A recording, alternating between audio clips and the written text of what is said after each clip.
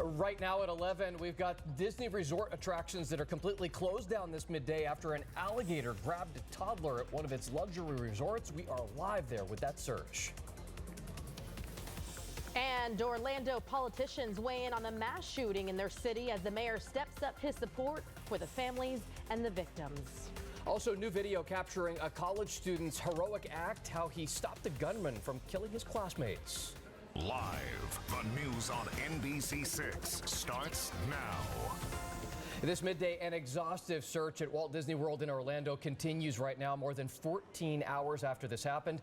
Crews holding out hope that they will find this little 2-year-old boy who was grabbed by an alligator at a Disney resort. It is happening here at what is supposed to be the happiest place on earth. This is a live look from the Disney property where 4 gators have already been caught, but still no sign of the boy. Thanks for joining us this midday. I'm Shelly Muniz. And I'm Eric Harriman. That family was on vacation from Nebraska at Walt Disney World.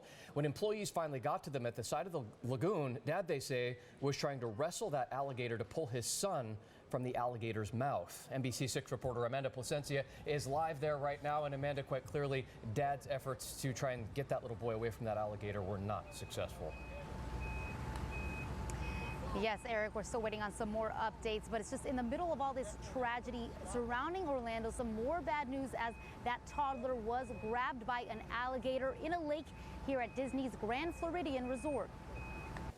Well, 2 years after a gunman opens fire at a Seattle college, we're now just finally seeing one student's very heroic act. Up next, more on the student seen here wrestling the shooter before police could get there and what he used to throw at that gunman to get him to stop. In this act of terror from over the weekend, reigniting the war of words in our nation's capital, its impact on the race for the White House, coming up next.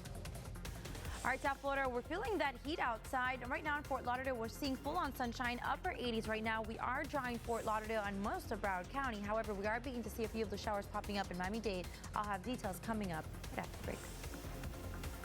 And their old home was destroyed by Hurricane Wilma, but after more than a decade, one South Florida Police Department, they now have new permanent digs. I'll tell you what it means for not only taxpayer safety, but officer safety coming up next. First alert forecast, certified most accurate 3 years in a row.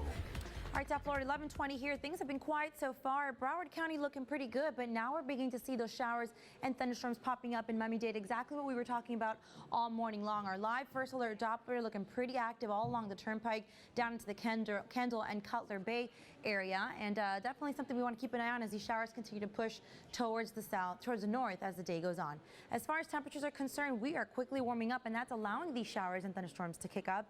89 right now in Miami and in Fort Lauderdale, 88 in Kendall, already in the lower 90s, Pembroke Pines, and all the way down into the Keys. Taking a look outside of our first alert cam, though, you'll see peaks of sunshine, just a mix of sun and clouds out there, and that's allowing those temperatures to warm up. And again, that will help fuel these thunderstorms kicking up throughout the afternoon hours. So here's the setup. We have high pressure over the Gulf waters right now, basically leaving a mostly quiet atmosphere. However, though, with that south wind, though, we can continue to see some of that moisture creeping into South Florida.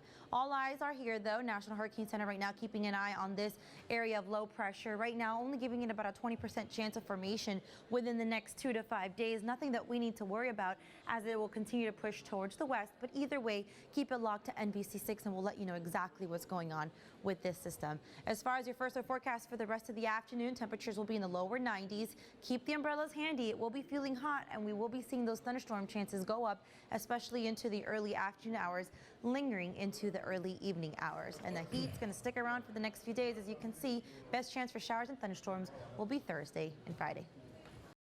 Welcome back. We're standing by for a news conference by Orange County Sheriff's deputies and the wildlife officials to give us an update on the boy who was snatched 2 years old by a gator. Yep, it happened at the Disney park, one of the Disney parks resorts about 9 o'clock last night. They are calling it a recovery effort. That just is information that we're getting within the last couple of minutes. But again, as Shelley mentioned, we're waiting on a news conference to get us updated on exactly what's happening with that search effort. We will have it live here at noon and also on the NBC6 News and Weather app. So we will see you in about 30 minutes. 6 in the Mix is next. Make it a great day, everybody.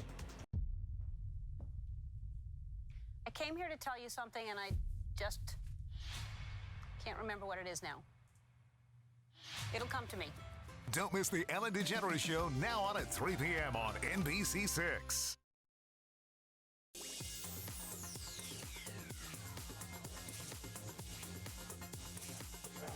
Prince William and Kate Middleton paid respect to the victims of the Orlando shooting. Welcome to 6 in the Mix, everyone. I'm Kelly Blanco. The royal couple signed a book of condolences at the American Embassy and met with the U.S. ambassador. Prince William wrote, "With our deepest condolences and with thoughts and prayers to all those affected."